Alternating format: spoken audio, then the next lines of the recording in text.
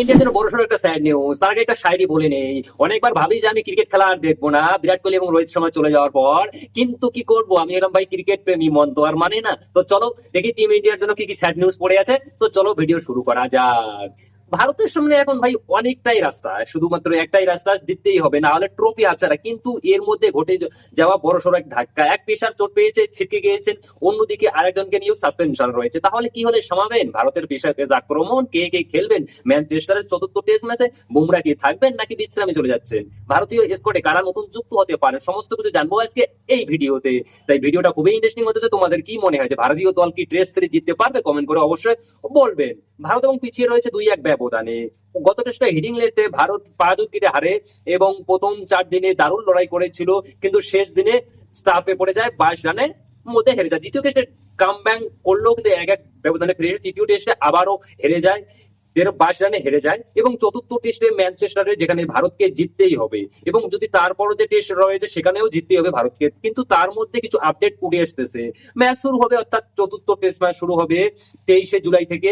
এর আগে কিন্তু বড়সড় সিদ্ধান্ত নিয়েছে গৌতম গম্ভীর এবং শুভমন গিল। শুভমন গিল বলেছে বুমরা খেলবেন কিনা এখনো সাসপেনশন মানে রয়েছে, কিন্তু তা এখনো পর্যন্ত জানায়নি গিল।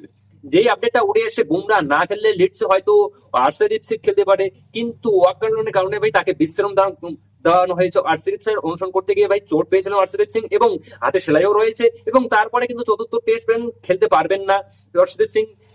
100% অর্শদীপ সিং খেলতে পারে। অর্শদীপের জায়গায় আসতে পারে অনুসেন কম্বো, যিনি হরিয়ানার একজন ক্রিকেটার, ঘরোয়া ক্রিকেটার, দুর্দান্ত পারফরমেন্স করে এবং ভারতের এ দলের হয়ে ইংল্যান্ড লায়ন্সের বিরুদ্ধে খেলে আসছেন এবং 5 উইকেট নিয়েছিলেন, ব্যাট হাতে মোটামুটি অতশত রান করেছিলেন। তাই তার ফিরে আসার কিন্তু খুবই চান্স রয়েছে।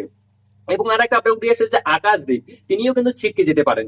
হ্যাঁ, এটা কিন্তু একটা বিশাল বড় স্যাড নিউজ, সত্যি যা বলার কথা না ভাই। তাদের জায়গায় অর্থাৎ ভারতীয় দল গৌতম গম্ভীর এবং শুভমন গিল কাকে কাকে খেলা, এটা কিন্তু একটা বিশাল বড় ম্যাটার হবে। কারণ এই দুটো টেস্ট ম্যাচ যদি আমরা হেরে যাই, তো ভাই আমরা কোথা থেকে কোথা চলে যাব আমরা নিজেও জানি না। তার মানে আমরা সিরিজ থেকে বাইরে চলে যাবো। এখন কথা হলো যে ভাই, এই সিরিজ যদি আমরা হারি তাহলে কিন্তু প্রশ্ন গৌতম গম্ভীরকে নিয়েও হবে, প্রশ্ন গৌতম গম্ভীরকে নেবে, এবং রোহিত শর্মা এবং বিরাট কোহলি টেস্ট ক্রিকেট থেকে অবসর নেওয়ার জন্য প্রশ্ন হবে। তখন বিরাট কোহলি এবং রোহিত শর্মা তাকে নিজে থেকে টেস্ট ক্রিকেট থেকে অবসর নিয়েছে, না তাদেরকে অবসর আমরা গৌতম ভাইয়া দিয়েছে?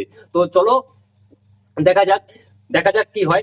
আর একটা পরিবর্তন যেটা সেটা করতে পারে, দেখো করুণ নায়ারের জায়গায় হয়তো অন্য কেউ চান্স দিতে পারে, করুণ নায়ার এবং নীতিশ কুমার রেড্ডির জায়গায়। নীতিশ কুমার রেড্ডিও কিন্তু পারফরমেন্স অত একটা ভালো না, যদিও নীতিশ কুমার রেড্ডি অলরাউন্ডার, তো নীতিশ কুমার রেড্ডির সাসপেনশন রয়েছে, কিন্তু করুণ নায়ার যে চেঞ্জ হতেছে এটা কনফার্ম।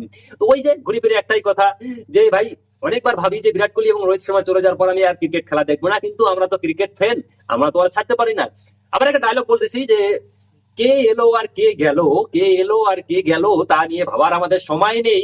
আমরা ভাই ক্রিকেট প্রেমী, আমরা তো ক্রিকেট দেখবোই।